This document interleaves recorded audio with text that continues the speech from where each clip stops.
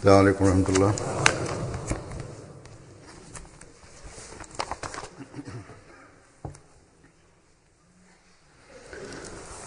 अशहदु अल्ला इलाहा इल्लल्लाह वहदहु ला शरीका लहु वअशहदु अन्ना मुहम्मदन अब्दुहु व रसूलुहु।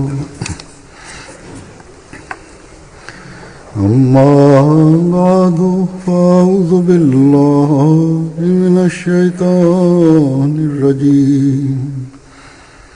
बिस्मिल्लाहिर रहमानिर रहीम। अल्हम्दुलिल्लाहि रब्बिल आलमीन अर्रहमानिर रहीम मालिकि यौमिद्दीन। इय्याका नअबुदु व इय्याका नस्तईन। इहदिनस सिरातल मुस्तक़ीम सिरातल लज़ीना अनअमता अलैहिम गैरिल मग़्दूबि अलैहिम वलद्दाल्लीन।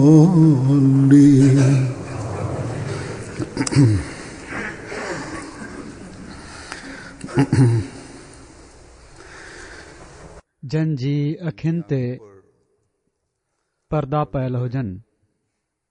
जन ही फ़ैसिलो कयो हुजे त असां नाहे मञणो,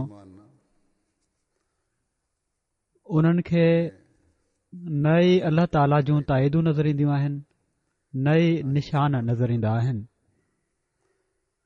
ऐं नबियुनि जो इनकार करण वारनि जो हमेशा इहो ई तरीक़ो रहियो आहे त निशान ॾिसी बि इहो ई चवंदा आहिनि त असांखे निशान ॾेखारियो। इन्हनि जे हद खां वधी वञण जे करे इन्हनि जी दिलनि खे अल्लाह ताला बंदि करे छॾींदो आहे। पोइ हू सचाई खे हासिल करे ई न आहिनि सघंदा। ऐं कॾहिं कॾहिं नबीअ जी ताईद में अल्लाह ताला उन्हनि खे ई इबरत जो निशान बनाए छॾींदो आहे। हज़रत मसीह मऊद अलैहिस्सलातु वस्सलाम जा मुख़ालिफ़ बि अहिड़ा हुआ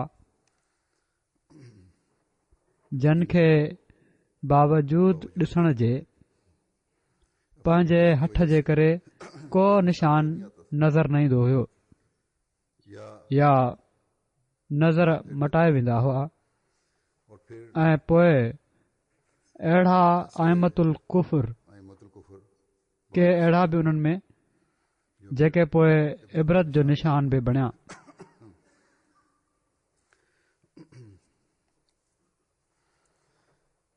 हज़रत मसीह मऊद अलैहिस्सलातु वस्सलाम पंहिंजी ताईद में अल्लाह ताला जा केतिरा ई निशान ॿुधाया त ही पूरा थिया।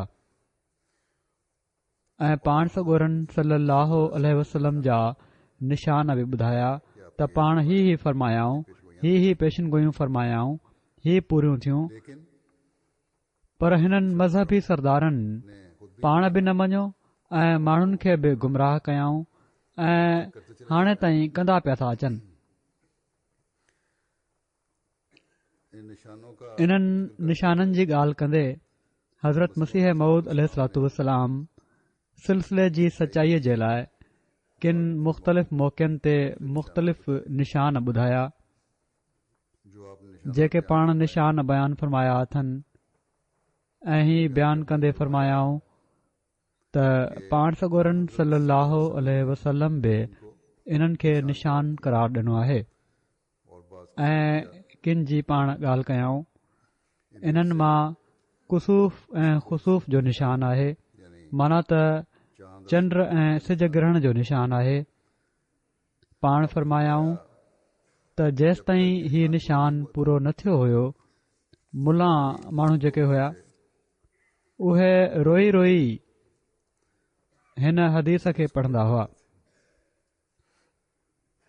ऐं जॾहिं ही निशान पूरो थियो ऐं न हिकु भेरो पर 2 भेरा पूरो थियो हिन मुल्क में माना त हिंदुस्तान में ऐं ॿियो भेरो अमरीका में त इहे ई माण्हू जेके इहो निशान घुरनि पिया पंहिंजी ॻाल्हि तां पोइ फिरी विया निशान खां इनकार न करे सघिया छो त उहो त ज़ाहिर थी वियो हुयो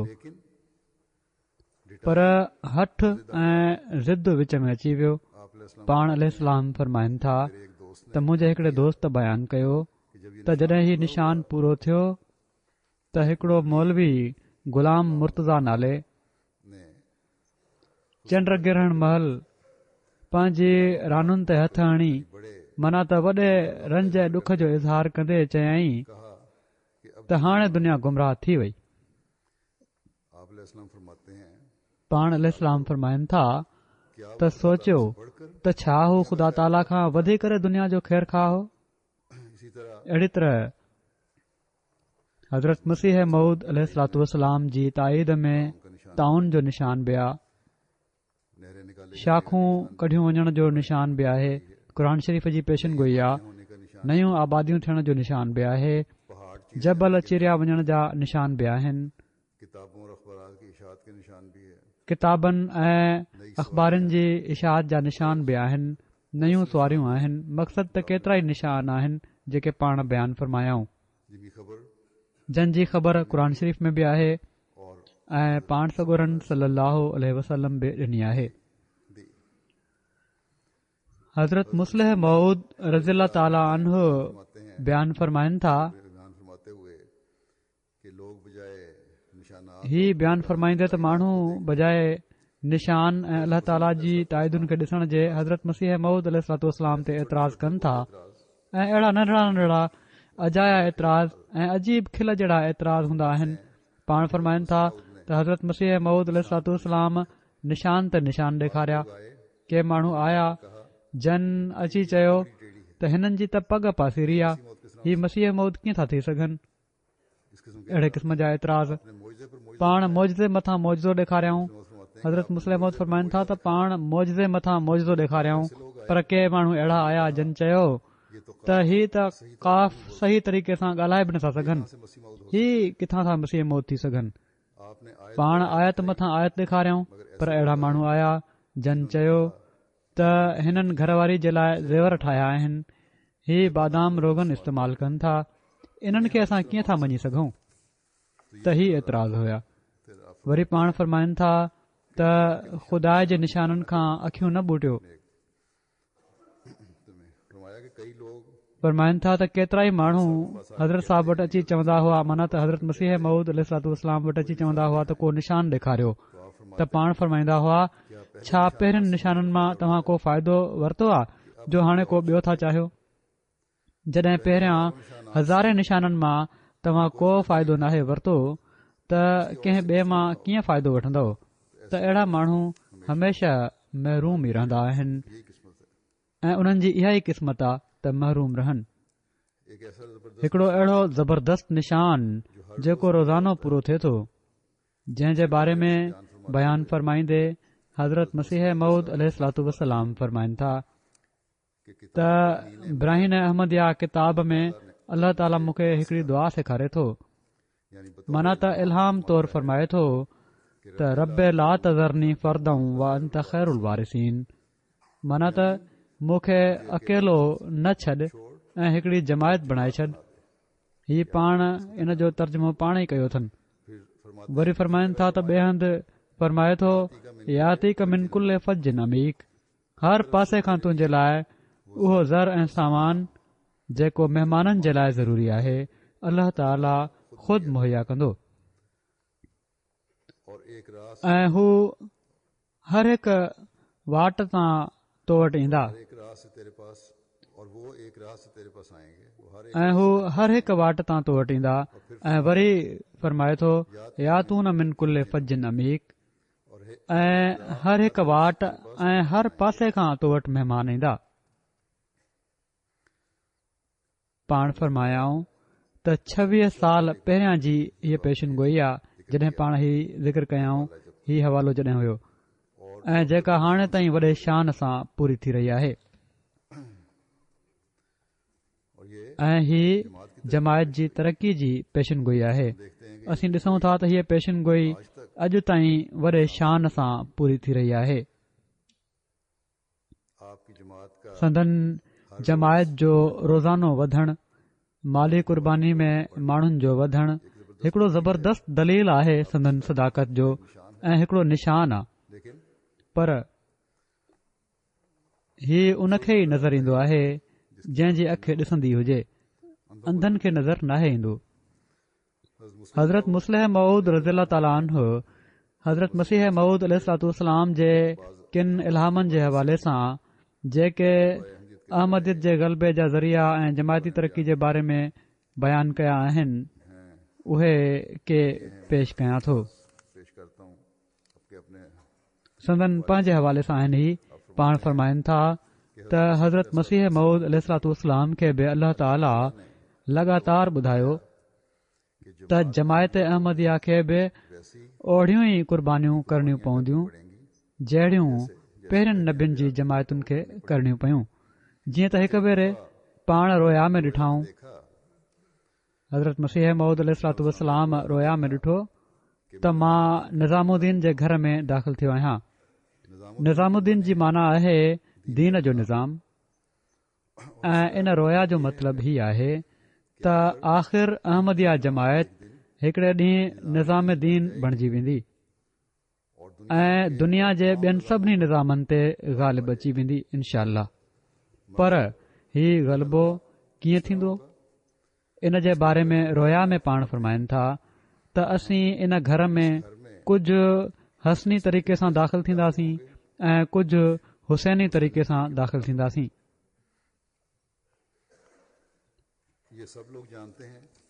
ही सभिनी माण्हुनि खे ख़बर आहे त हज़रत हसन रज़ियल्लाहु ताला अन्हु जेका कामयाबी हासिल कई उहा सुलह सां कई ऐं हज़रत हुसैन रज़ियल्लाहु ताला अन्हु जेका कामयाबी हासिल कई उहा शहादत सां हासिल कई। सो हज़रत मसीह मऊद अलैहिस्सलाम खे ॿुधायो वियो त निज़ामुद्दीन जे मक़ाम ते जमायत पहुचंदी त सही, पर कुझु सुलह मोहबत ऐं प्यार सां ऐं कुझु शहादतुनि ऐं कुर्बानीनि जे ज़रिए। जेकॾहिं असां मां को शख़्स ही समझे थो त बग़ैर सुलह ऐं मोहबत ऐं प्यार जे ही सिलसिलो तरक़ी कंदो त उहो बि ग़लती करे थो ऐं जेकॾहिं को शख़्स ही समझे थो त बग़ैर कुर्बानीनि ऐं शहादतुनि जे ही सिलसिलो तरक़ी कंदो त उहो बि ग़लती करे थो। असांखे कॾहिं सुलह ऐं आश्ती ॾांहुं वञणो पवंदो ऐं कॾहिं हुसैनी तरीक़ो अख़्तियार करणो पवंदो, जंहिंजी माना ही आहे त असां दुश्मन जे साम्हूं मरी वञणो आहे पर उन जी ॻाल्हि नाहे मञणी। ही ॿई तरीक़ा असां जे लाइ मुक़दर आहिनि। न ख़ाली मसीहियत वारो सलूक असां जे लाइ मुक़दर आहे, न ख़ाली महदवियत वारो सलूक असां जे लाइ मुक़दर आहे, हिकिड़ो विचोलो रस्तो आहे जंहिं ते असां खे हलणो पवंदो। हिकिड़ो ग़लबो थींदो सुलह ऐं मोहबत ऐं प्यार सां ऐं हिकिड़ो ग़लबो थींदो कुर्बानीनि सां। इन खां बाद जमायत निज़ामुद्दीन जे घर में दाख़िल थींदी ऐं उन खे कामयाबी हासिल थींदी। ऐं इन्हनि ॿिन्ही ॻाल्हियुनि जो नमूनो अॼु असीं ॾिसूं था त माण्हू जमायत जा माण्हू ॾेखारनि पिया था। सुलह अमुन ऐं आश्ती जो पैगाम बि असांजे तरफ़ां आहे ऐं दीन जी ख़ातिर कुर्बानियूं बि जमायती ॾेई रही आहे। वरी पाण हिकिड़े हंधि फरमायाऊं त हज़रत मसीह मऊद अलैहिस्सलाम खे इल्हाम थियो ऐं ॾेखारियो वियो। ही उन ई इल्हाम जो मज़ीद थोरो ज़िक्र आहे। हीउ जेको मस्जिद मुबारक जे भरिसां घर आहे, मिर्ज़ा निज़ामुद्दीन जो घर हुयो, इन में असां कुझु हसनी तरीक़े सां दाख़िल थींदासीं ऐं कुझु हुसैनी तरीक़े सां। केतिरा ई माण्हू हैरान हुया त हिन इल्हाम जो मतिलबु छा आहे। हज़रत मुस्लिम मौद फरमाइनि था त मां ख़ुदि हज़रत साहिब खां ॿुधो आहे। हज़रत मसीह मौद अलैहिस्सलाम खां पाण फरमाइनि था त ख़बर नाहे त हिन इल्हाम जो छा मतिलबु आहे, पर वक़्त ते माना खुलंदी आहे। हज़रत मुस्लिम मौद फरमाइनि था त हज़रत मसीह मौद अलैहिस्सलाम उन ज़माने में जॾहिं त साणनि गॾु हिकु माण्हू बि न हुयो, फरमायो हुआऊं त ख़ुदा ताला मूंखे ख़बर ॾिनी आहे त तुंहिंजी जमायत एॾी तरक़ी कंदी जो बाक़ी दुनिया जूं क़ौमूं ईअं रहिजी वेंदियूं जीअं अॼुकल्ह पुराणियूं खाना बदोश क़ौमूं आहिनि, सैलानी क़ौमूं आहिनि। असीं जेके रोज़ अल्लाह ताला जी ताइदुनि जा नए खां नवां नज़ारा ॾिसूं था, इनशा उहो ॾींहुं बि ज़रूरु ईंदो जॾहिं ही नज़ारा बि नज़र ईंदा ऐं असीं एॾी तरक़ी करण वारा थींदासीं जमायत अहमदिया जो ॿिया माण्हू ॿियूं क़ौमूं बिल्कुलु मामूली हैसियत जूं हूंदियूं, पर असांखे पंहिंजे अंदर बि ऐं पंहिंजे नस्लनि जे अंदर बि दीन जी ताक़त भरण जी ज़रूरत आहे, जंहिंसां असांखे अल्लाह ताला ही नज़ारा ॾेखारे। जिथे ताइदूं हुजनि उते मुखालफ़तूं बि थींदियूं आहिनि ऐं हमेशह खां नबियुनि जी जमायतुनि सां ईअं थींदो आहे।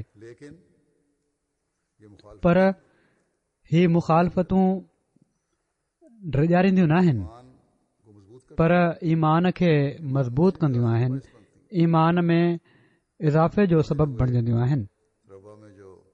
कुझु ॾींहं थिया आहिनि रबुआ में जेका तहरीक जदीद जे दफ़्तरनि ऐं ज़ियाउल इस्लाम प्रेस ते हुकूमत जे पुलिस जे ख़ासि इदारे जेका काउंटर टेररिस्ट पुलिस चवराए थी, जेको टेररिज़म सां विढ़ण ऐं उन्हनि जे ख़ात्मे जे लाइ ठाहियो वियो आहे, उन्हनि रेड कई ऐं 2 मुरबियनि ऐं कुझु कारकुननि खे पकड़े वठी विया। इन ते रबुआ मां किन माण्हुनि मूंखे ख़त लिखियो जिन में औरतूं बि शामिल आहिनि त असीं इन्हनि ॻाल्हियुनि खां ड्रिॼण वारा न आहियूं, पर असांजा ईमान मज़बूत आहिनि ऐं हमेशा थींदा आहिनि। ही वाक़िया ॾिसी ऐं असीं हर ॾुखियाई जो मुक़ाबिलो कंदासीं ऐं क़ुर्बानी ॾींदासीं। इहो ई उहो रूह आहे जेको मोमिन में हुअणु घुर्जे। इहे ई उहे ॻाल्हियूं आहिनि जंहिं जे बारे में हज़रत मसीह मऊद अलैहिस्सलाम फरमायो आहे त तव्हां माण्हुनि खे करणियूं पवंदियूं। अल्लाह ताला जा वाइदा ऐं केतिरनि ई ताइदुनि जा नज़ारा असां ॾिसूं था। यकीनन आख़िरी फतह हज़रत मसीह मऊद अलैहिस्सलाम जी जमायत जी आहे। मुखालफ़तूं त थींदियूं आहिनि ऐं थींदियूं। हिननि वीचारनि खे बि जेके ही हमिलो करण वारा रेड करण वारा हुआ, हमिलो त न रेड करण वारो चवणु घुर्जे, सभिनी खां वधीक ख़ौफ़ ऐं टेरर जेको आहे इन्हनि खे अहमदिन जे करे आहे, छो त अहमदी ही चवनि था त ख़ुदा जो ख़ौफ़ पैदा कयो दिलि में, अल्लाह ताला खां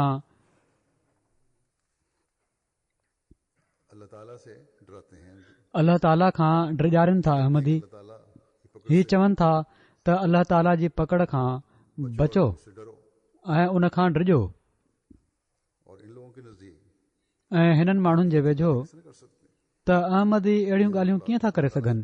ही असांखे ख़ुदा ताला खां था ड्रिॼारनि त इन खां वॾो दहशतगर्द ॿियो केरु थो थी सघे जेको असांखे ख़ुदा ताला खां ड्रिॼारे।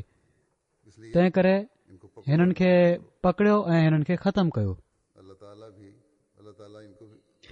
अल्लाह ताला हिननि खे अकुल ॾे ऐं ही इन हक़ीक़त खे सम्झण वारा थियनि ऐं मुल्क खे हिननि मौलवियुनि खां बचाए जेके असली टेररिस्ट आहिनि, जिन मुल्क में फ़साद फैलाए फिटी कयो आहे ऐं का बि जान हिननि माण्हुनि खां महफ़ूज़ न आहे।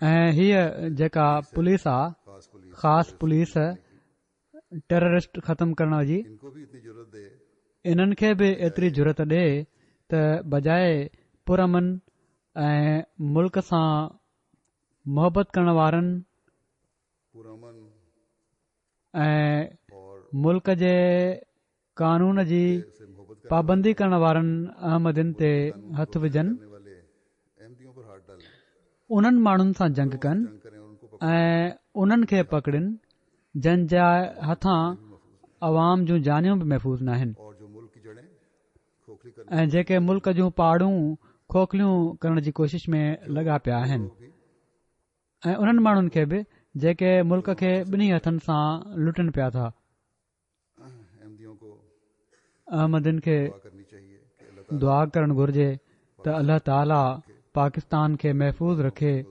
ऐं हिननि ज़ालमनि जे चंबे खां बचाए कुर्बानियां हैं वो अहमदी देते बाक़ी जेसि ताईं कुर्बानियूं आहिनि उहे अहमदी ॾींदा आहिनि ॾींदा रहंदा ऐं इन्हनि कुर्बानियुनि खे अल्लाह ताला इनशा ताला जल्द समर ॾींदो अहमदियों पर बड़ा जुल्म अहिड़ी तरह अल्जेरिया में बि अहमदिन ते वॾो ज़ुल्म थी रहियो आहे हुकूमत पारां अल्लाह ताला उन्हनि खे बि महफ़ूज़ रखे ऐं उन्हनि खे बि सबाते क़दम अता फ़रमाए उतां जी हुकूमत खे बि अकुल ॾे त उहे बि अहमदियों के हिननि अहमदिन जी हक़ीक़त खे सम्झण वारा थियनि जेके पुरमन ऐं कानून जा पाबंद आहिनि लगाया जाता है कि अहमदी हुकूमत के खिलाफ साजिश इल्ज़ाम लॻायो वञे थो त अहमदी हुकूमत जे ख़िलाफ़ साज़िश कनि पिया था या फ़साद पैदा करणु चाहिनि था हालांकि दुनिया में कंहिं बि जॻहि को बि अहमदी मुल्की कानून कॾहिं बि मुल्की कानून सां विढ़ण वारो नाहे ऐं हुकूमत सां विढ़ण वारो नाहे पर असां त अमुन प्यार ऐं मोहबत फैलाइण वारा आहियूं हा इन जी ख़ातिर क़ुर्बानियूं बि ॾियणियूं पवनि त ॾींदासीं इनशा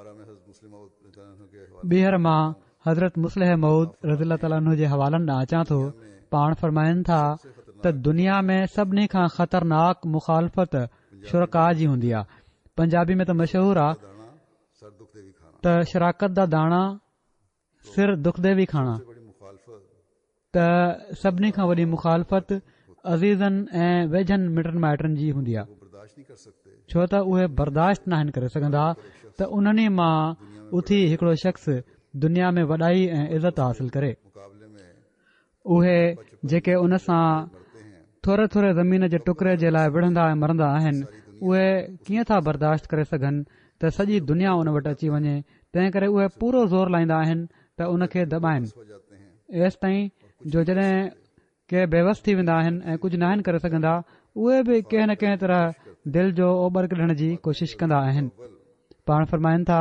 त हज़रत ख़लीफ़ा अव्वल रज़ीला ताला अनहु फरमाइनि था त शाहपुर जे रहसनि मां कंहिंखे जॾहिं किसी को जब खान बहादुर का खिताब खान बहादुर जो ख़िताब मिलियो किसी को खान बहादुर का खिताब मिला हिकिड़ो रहस हुयो कंहिंखे खान बहादुर जो ख़िताब मिलियो में से एक औरत त उन ई ख़ानदान मां हिकिड़ी औरत जेका तमामु ग़रीब हुई खान बहादुर रखती है पंहिंजे पुट जो नालो खान बहादुर रखे छॾियईं उन खां पुछियो वियो त तूं ही छा कयो आहे ही नालो रखण जो कहिड़ो सबबु आहे चवण लॻी त ख़बर नाहे मुंहिंजो पुटु वॾो थी छा बणजंदो पर माण्हू जॾहिं नालो वठंदा त जहिड़ी तरह उन जे माइट खे खान बहादुर चवंदा अहिड़ी तरह हिन खे बि चवंदा त जेके ॿियो कुझु नथा करे सघनि उहे नालो रखे वठंदा आहिनि जीअं त पाण फरमाइनि था त हज़रत मसीह मऊद अलैहिस्सलाम जॾहिं दावा कई में से भी त संदन मिटनि माइटनि मां बि हिकिड़े शख़्स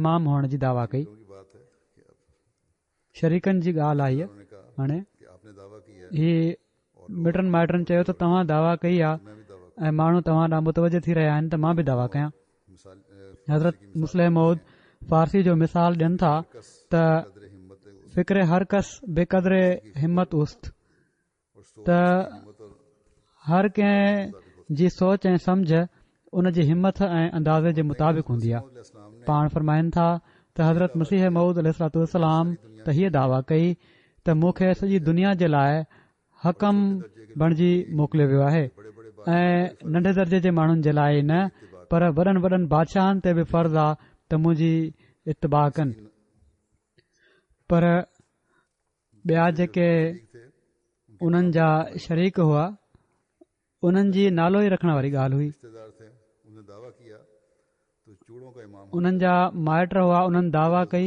त भंगिन जो इमाम हुअण जी दावा कई।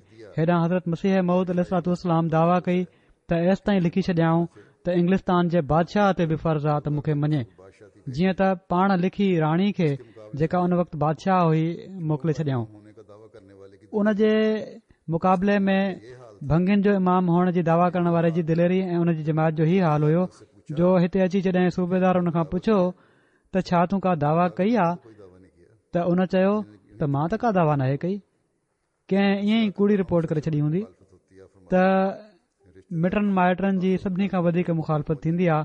पाण फरमाइनि था मिट माइट ख़ासि तौर ते मुखालिफ़ जॾहिं थी वञनि त हू ॾाढी मुखालफ़त कंदा आहिनि ऐं इन जे करे पोइ हर जाइज़ नाजाइज़ तरीक़े सां नुक़सान पहुचाइण जी बि कोशिश कंदा आहिनि। कि हमारे दर्जनों इहा ॻाल्हि करण खां पोइ पाण फरमाइनि था त असांजा केतिरा ई अहिड़ा मिट माइट आहिनि जेके अहमदीद जे करे मुनक़ते थी विया।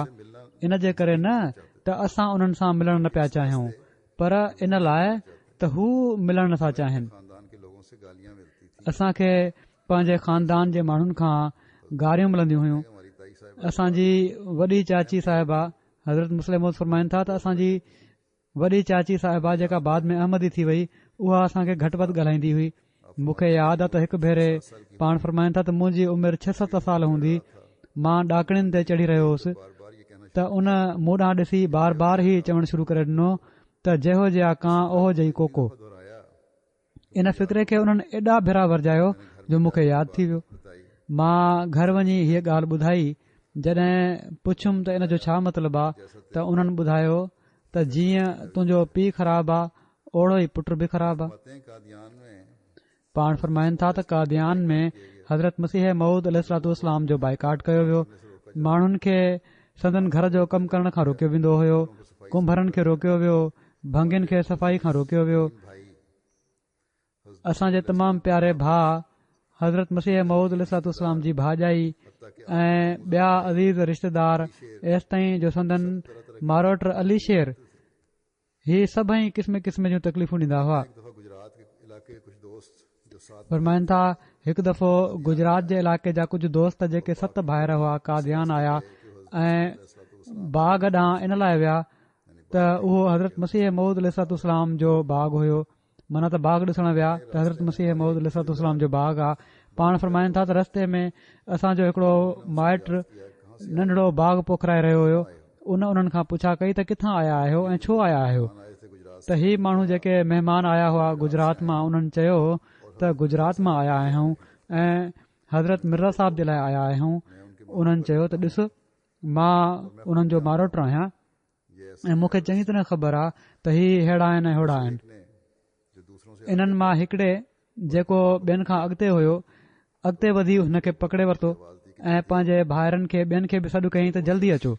इन ते उहो शख़्स घबराए वियो त उन अहमदी चयो त मां तोखे मारींदुसि कोन, छो त तूं हज़रत मसीह मऊद अलैहिस्सलाम जो माइट आहीं। मां पंहिंजे भाइरनि खे तुंहिंजी शिकिल ॾेखारणु चाहियां थो, छो त असां ॿुधंदा हुआसीं त शैतान नज़र नाहे ईंदो, पर अॼु असां ॾिसी वरितो आहे त हू अहिड़ो हूंदो आहे। फिर आप फरमाते हैं वरी पाण फरमाइनि था आया गया त हज़रत मसीह मऊद अलैहिस्सलाम खे ॿुधायो वियो त तोखां सवाइ हिन ख़ानदान जा नसुल मुनक़ते थी वेंदा। मुखालफ़तूं थियूं, सभु कुझु थियो, तसल्ली दी पर अल्लाह ताला हज़रत मसीह मऊद अलैहिस्सलाम खे तसली ॾिनी ऐं फरमायई त नसुल जेको आहे तोमां ई जारी थींदो ऐं बाक़ी सभई मुनक़ते थी वेंदा। जीअं त ईअं ई थियो।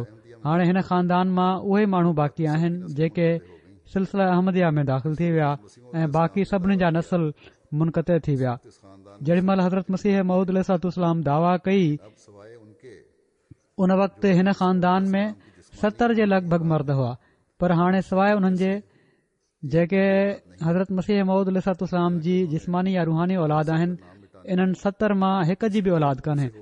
हालांकि उन्हनि हज़रत साहिब जो नालो मिटाइण में जेतिरे क़दुरु उन्हनि खां थी सघियो कोशिशूं कयूं ऐं पंहिंजे तरफ़ां पूरो ज़ोर लाथऊं ऐं नतीजो छा थियो इहो ई त हू ख़ुदि मिटिजी विया ऐं उन्हनि जा नसुल मुनक़ते थी विया। हीअ बि हज़रत मसीह मऊद अलैहिस्सलाम जी सदाकत जो हिकिड़ो अज़ीमुशान निशान आहे। फिर पोइ वॾी चाची साहिबा जी बैत जो वाक़ियो बयानु फ़रमाईंदे पाण फ़रमाइनि था निशानात त के पेशिन गोयूं ऐं निशान बज़ाहिर तोड़े नंढा हूंदा आहिनि, पर उन्हनि जी कैफ़ियत ते गौर करण वारनि जे लाइ उन्हनि में केतिरियूं ॻाल्हियूं अहिड़ियूं हूंदियूं आहिनि जिन सां ईमान में तमामु घणो इज़ाफ़ो थींदो आहे। हज़रत मसीह मऊद अलैहिस्सलाम जो हिकिड़ो इल्हाम आहे। हज़रत मुस्लिम मऊद फरमाइनि था त जंहिंजी ख़बर मूंखे कल्ह ई पई आहे, तोड़े उहो माण्हू ऐं उन जी हालत जे बारे में आहे, पर उन में केतिरियूं ई पेशिन गोयूं आहिनि। केतिरनि ई दोस्तनि ॿुधायो त उन्हनि खे पहिरियां ई ख़बर हुई, पर मूंखे कल्ह ई ख़बर पई आहे। कल्ह वॾी चाची साहिबा जी वफ़ात महल शेख याकूब अली साहब ॿुधायो त हज़रत मसीह मऊद अलैहिस्सलाम जो हिकिड़ो पुराणो इल्हाम आहे, ताई आई। ही ताई माना त वॾी चाची हज़रत मुस्लिम मऊद रज़ियल्लाहु ताला अन्हु जी वॾी चाची हुई। हज़रत मसीह मऊद अलैहिस्सलाम जे वॾे भाउ जी घरवारी। त फरमायूं त हिकिड़ो इल्हाम आहे, पुराणो इल्हाम आहे, ताई आई। इन जे बारे में पुराणा अहमदी ॿुधाइनि था त ओॾी महिल इन जी माना सम्झ न पई अचे, को छा पियो चवे को छा, पर हिकिड़ी सही सिधी माना हिन फ़िक्र जी हीअ थी सघे थी त का अहिड़ी औरत जंहिंजो रिश्तो ताई माना त वॾी चाची जो हुजे उहा अची वञे। अचण जा ॿ मफ़हूम थी सघनि था, भरिसां अचणु या जमायत में अचणु। ख़ाली अची वञणु का पेशगोई नथी थी सघे, छो त मिट माइट ईंदा ई आहिनि। असां वटि समूरा वॾा माण्हू बि हज़रत साहब हज़रत मसीह मऊद अलैहिस्सलाम जी भाॼाई खे ताई जे लक़ब सां सॾींदा हुआ, ॼण त उन्हनि जो नालो ई ताई हुयो। सिलसिले जा किताब पढ़ण वारा ॼाणनि था त मोहम्मदी बेगम जी पेशिन गोई जे ज़माने में उहा तमामु अशद मुखालिफ़ हुई। माना त हीअ ताई वॾी चाची तमामु सख़्तु मुखालिफ़ हुई, छो त उहा ख़ानदान में सभिनी खां वॾी हुई ऐं पेशगोई बि उन जी भेण जी धीउ जे बारे में हुई। तंहिं करे ख़ानदान जे लीडर जे लिहाज़ खां ओड़ी महिल इन रिश्ते में रोक विझणु, जंहिंखे ख़ानदानी खुआरी वांगुरु समझे पई, पंहिंजो फर्ज़ पई समझे ऐं उन जे वेझो उन जो अहम फर्ज़ हुयो त उहा मुक़ाबिलो करे।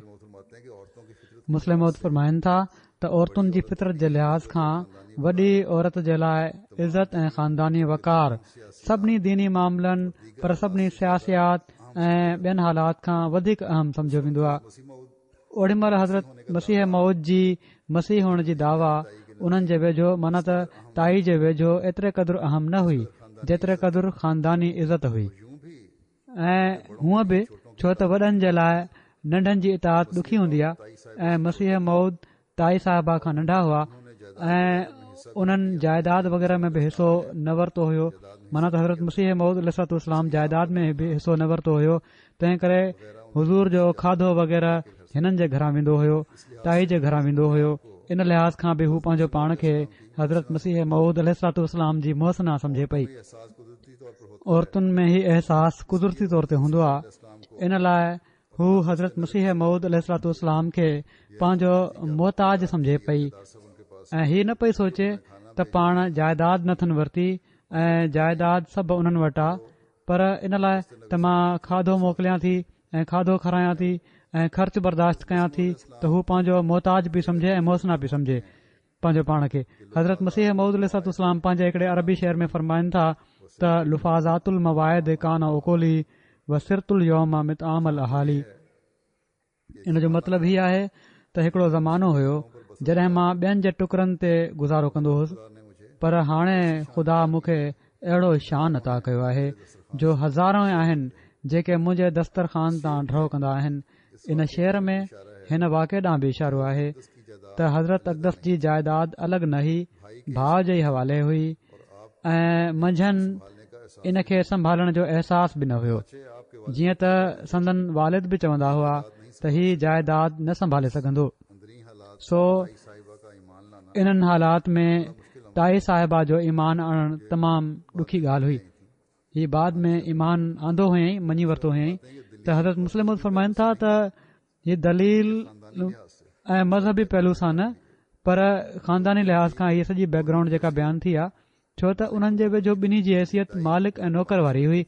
माना त वॾी चाची पंहिंजो पाण खे मालिक पई समझे ऐं हज़रत मसीह मऊद अलैहिस्सलाम खे नौज़बिल्ला नौकर पई समझे। हू खेनि हिकिड़ो ग़रीब माण्हू समझे पई जेको कमु वग़ैरह कुझु न पियो करे ऐं हिननि जे टुकड़नि ते पलियो हुयो।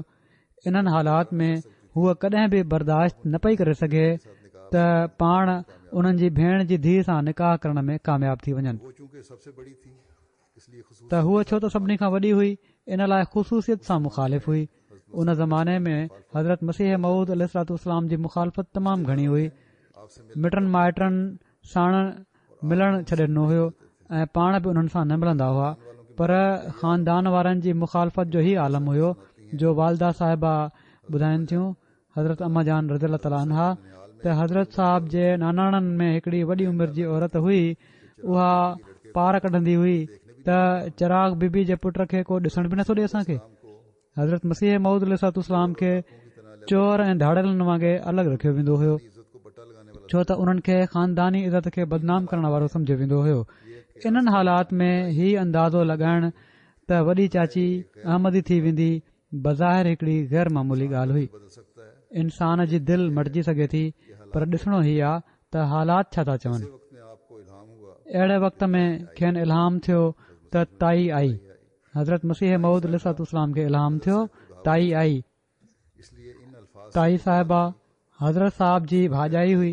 इन लाइ हिननि लफ़्ज़नि जो ई मतिलबु हुयो त पाण ओड़ी महिल बैत कंदियूं जेॾी महिल बैत वठण वारे सां हिननि जो तालुक़ ताई जो हूंदो, वॾी चाची जो हूंदो।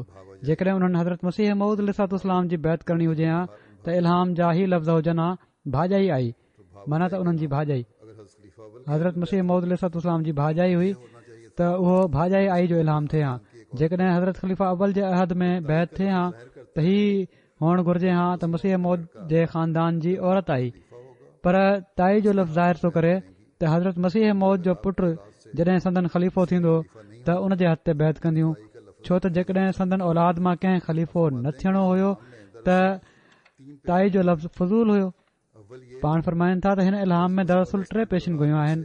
पहिरीं हीअ त हज़रत मसीह मऊद अलैहिस्सलाम जी औलाद मां ख़लीफ़ो थींदो, ॿी हीअ त ओड़ी महिल ताई साहिबा जमायत में शामिल थींदी, टीं ताई साहिबा जी उमिरि जे बारे में पेशिन गोई हुई ऐं उहा अहिड़ी तरह त हज़रत मसीह मऊद अलैहिस्सलाम जन जी पंहिंजी उमिरि ओड़ी महिल 70 साल जे लॻभॻि हुई। हिकड़ी अहिड़ी औरत जे बारे में पेशिन गोई कनि था जेका ओड़ी महिल बि उमिरि में उन्हनि खां वॾी हुई त उहा ज़िंदा रहंदी ऐं संदन औलाद मां ख़लीफ़ो थींदो जंहिं जी बैत में हूअ शामिल थींदी। एॾी डिघी उमिरि जो मिलणु तमामु वॾी ॻाल्हि आहे। इंसानी दिमाग़ कंहिं जवान जे बारे में बि नथो चई सघे त फलाणे वक़्त ताईं हू जीअरो रहंदो। ही ताई फौत थी हुई ग़ालिबन 1927 में। किथे ही त पोढ़े जे बारे में चइजे, सो ही हिकड़ो तमामु वॾो निशान आहे ॼण त हिननि जो बैत करणु ऐं मुंहिंजे ज़माने में करणु, पोइ हज़रत मसीह मऊद जे पुटनि मां ख़लीफ़ो थियणु, केतिरियूं पेशिन गोयूं आहिनि जेके ॿिनि लफ़्ज़नि में बयानु थियूं आहिनि। वरी पाण फरमाइनि था त ताई जॾहिं अहमदी थी उन खां पोइ उन वसियत बि कई ऐं उन जी बि अजीब बैकग्राउंड आहे। चवनि था त मां सम्झां थो त जहिड़े क़िस्म जूं रिवायतूं ऐं अहसास पुराणे ख़ानदाननि में नज़र अचनि था, उन्हनि खे मद्देनज़र रखंदे ही अज़ीम शान तब्दीली आहे त ताई साहिबा बैत में शामिल थियण खां पोइ वसियत बि करे छॾी। सिर्फ़ बैत न कयईं पर वसियत बि करे छॾियईं। पहिरियां त हू इन जी मुखालिफ़ हुई त हज़रत मसीह मऊद अलैहिस्सलाम खे आबाई कब्रिस्तान जे बदिरां ॿिए हंधि दफ़न कयो वञे, जीअं त उन्हनि ओड़ी महिल चवराए बि मोकिलियो त खेनि जदी कब्रिस्तान जे बदिरां ॿिए हंधि दफ़न न कयो वञे, छो त हीअ हिकड़ी हतक आहे, बेइज़ती आहे ऐं बाद में बि केतिरनि सालनि ताईं इन ते मोतरिज़ रहियूं। पर पोइ उन्हनि जी हीअ हालत थी वई जो ख़ुदि वसियत कयईं ऐं बेश्ती मक़बरे में दफ़न थियूं। हिकड़े दाना इंसान जे लाइ ही तमामु वॾो निशान आहे। ज़ाहिर में त हीअ मामूली ॻाल्हि आहे जेका हिकड़े शख़्स जे बारे में आहे, पर इन में सदाकत जे सबूत जा केतिरा ई पहलू आहिनि। बावजूद मुखालफ़त जे हज़रत मसीह मऊद अलैहिस्सलाम जे बारे में इहो ई हुयो त उन्हनि जी तदफ़ीन जदी कब्रिस्तान में थिए, पर बाद में वसियत कयईं ऐं पाण बि बेश्ती मक़बरे में दफ़न थी। पोइ हज़रत मसीह मऊद अलैहिस्सलाम जे दिल्ली जे सफ़र जो वाक़ियो बयानु कंदे हज़रत मुस्लिम मऊद हिकड़े हंधि फरमाइनि था त इंसान जेको खुदा ते भरोसो रखंदो आहे उहो कॾहिं बि खुदाई कमनि जे बारे में ही नथो सोचे सघे त उन्हनि जो नतीजो न निकिरंदो। अल्लाह ताला ते भरोसो आहे, यकीन आहे त अल्लाह ताला उन जो बहितरीन नतीजो कढंदो। पाण फरमाइनि था त मां ओड़े महिल नंढो हुयुसि जॾहिं हज़रत मसीह मऊद अलैहिस्सलाम दिल्ली विया हुआ। हीअ दिल्ली में पाण ख़िताब करे रहिया हुआ दिल्ली जी जमायत खे। पाण चवनि था त मां नंढो हुयुसि, हज़रत मसीह मऊद अलैहिस्सलाम दिल्ली आया। पाण हितां जे औलिया अल्लाह जे मज़ारनि ते विया ऐं घणी देर ताईं ड्रिघियूं दुआऊं कयाऊं ऐं फरमायाऊं मां इन लाइ दुआ कयां थो त हिननि बुज़ुर्गनि जा रूह जोश में अचनि, त जीअं ईअं न थिए जो हिननि माण्हुनि जा नसुल हिन नूर जी सुञाणप खां महरूम रहिजी वञनि जेको हिन ज़माने में अल्लाह ताला उन्हनि जी हिदायत जे लाइ मोकिलियो आहे। ऐं फरमाइनि था त यकीन हिकिड़ो ॾींहुं अहिड़ो ईंदो जो अल्लाह ताला हिननि माण्हुनि जी दिलनि खे खोले छॾींदो ऐं हू हक़ खे क़बूल कंदा। मां फरमाइनि था त मां तोड़े ओड़ी महिल नंढो हुयुसि, पर हज़रत मसीह मऊद अलैहिस्सलाम जे इन कौल जो असर अञा ताईं मुंहिंजी दिलि ते मौजूदु आहे।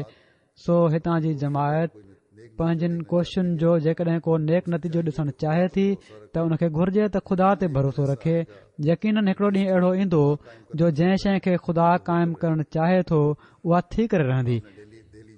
पाण दिल्ली जमायत जे एड्रेस जे हिकिड़े जवाब में ही ॻाल्हियूं चयूं हुयूं। सो अॼु बि दिल्ली जमायत जो फर्ज़ आहे त हिकमत सां हज़रत मसीह मऊद अलैहिस्सलाम जे पैगाम खे पहुचाइनि। हाणे माशा अल्लाह नुमाइशुनि वग़ैरह जे ज़रिए सां इन में काफ़ी तेज़ी आई आहे उते तबलीग में, पर मुसलमाननि पारां मुखालफ़त बि आहे। इन लाइ उन्हनि में बि हीउ पैगाम पहुचाइण जी ॾाढी ज़रूरत आहे ऐं इन्हनि सभिनी शयुनि सां गॾु सभिनी खां अहम ॻाल्हि जेका आहे उहा दुआ आहे। इन पासे बि घणी तवजो करण जी ज़रूरत आहे। पोइ मज़ीद इन ई तसलसुल में पाण हज़रत मसीह मऊद अलैहिस्सलाम जे रोया जो बि ज़िक्र फरमायाऊं त हज़रत मसीह मऊद अलैहिस्सलाम हिकिड़े कश्फ में ॾिठो त हिकिड़ी नाली तमामु ड्रिघी खोटियल आहे ऐं उन जे मथां रिढूं लेटायल आहिनि ऐं हर हिकु रिढ जे मथां हिकिड़ो कासाई हथ में छुरी खयूं तयारु आहे ऐं आसमान ॾांहुं उन जी नज़र आहे जीअं हुकुम जो इंतज़ारु आहे। मां ओड़ी महिल उन जॻह ते हज़रत मसीह मऊद अलैहिस्सलाम फरमाइनि था त मां ओड़ी महिल उन जॻह ते चकर पियो थो हणां ऐं उन्हनि जे वेझो वञी मूं चयो त कुल मां या बाउ बिकुम रबी लो ला दुआ हुकुम। उन्हनि ओड़ी महिल कुई छॾियो जॾहिं उहे रिढूं तड़पियूं त उन्हनि चयो कुहण वारनि त तव्हां शइ छा आहियो, गोह खाइण वारियूं रिढूं ई आहियो न।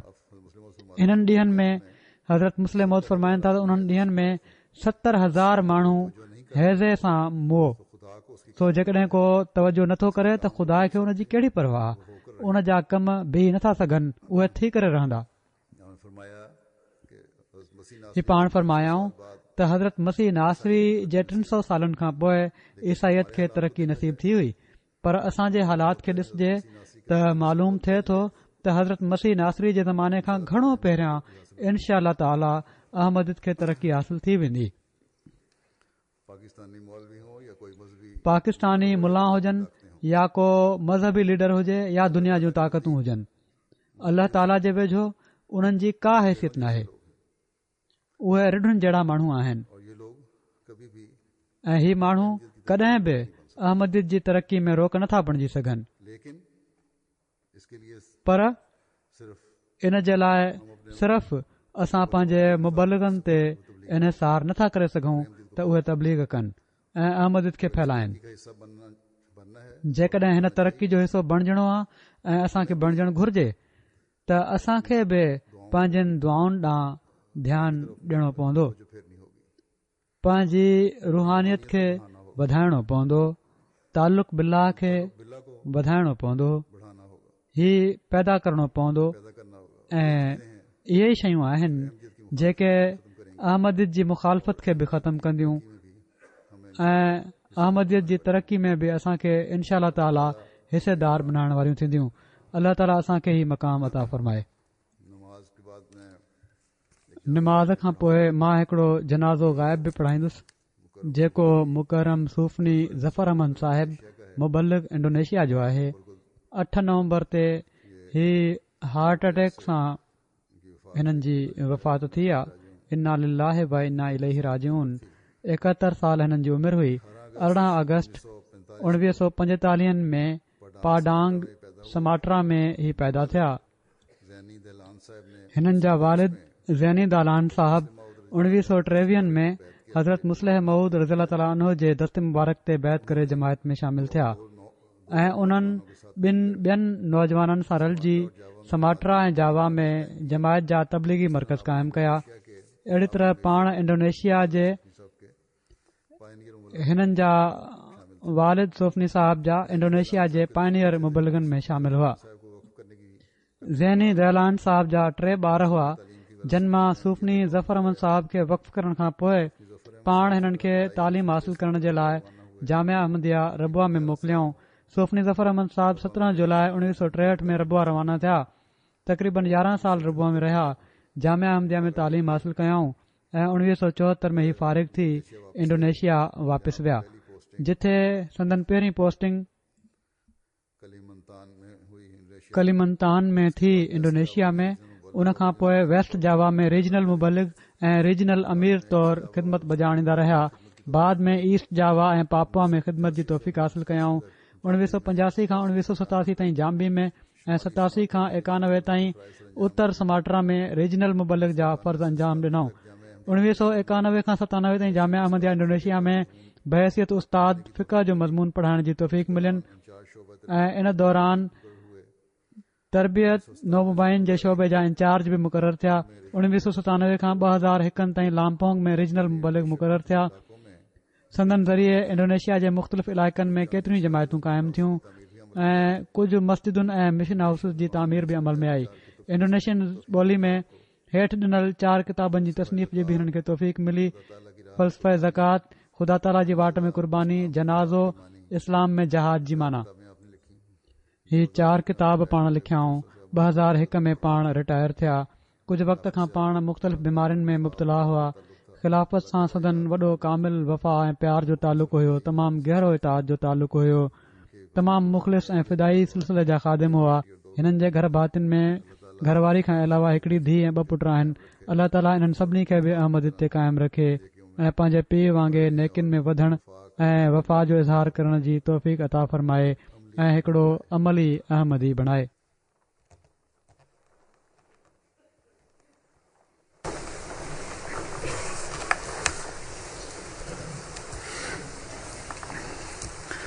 अल्हम्दुलिल्लाह नहमदुहु व नस्तईनुहु व नस्तगफिरुहु व नुमिनु बिही व नतवक्कलु अलैहि व नऊज़ु बिल्लाहि मिन शुरूरि अनफुसिना व मिन सय्यिआति अअमालिना मन यहदिहिल्लाहु फला मुदिल्ल लहु व मन युद्लिल्हु फला हादिय लहु व नशहदु अन ला इलाहा इल्लल्लाह व नशहदु अन्ना मुहम्मदन अब्दुहु व रसूलुहु। इबादल्लाह रहमकुमुल्लाह इन्नल्लाह यामुरु बिल अदलि वल इहसानि व इताइ ज़िल क़ुर्बा व यन्हा अनिल फ़हशाइ वल मुनकरि वल बग़ि याइज़ुकुम लअल्लकुम तज़क्करून।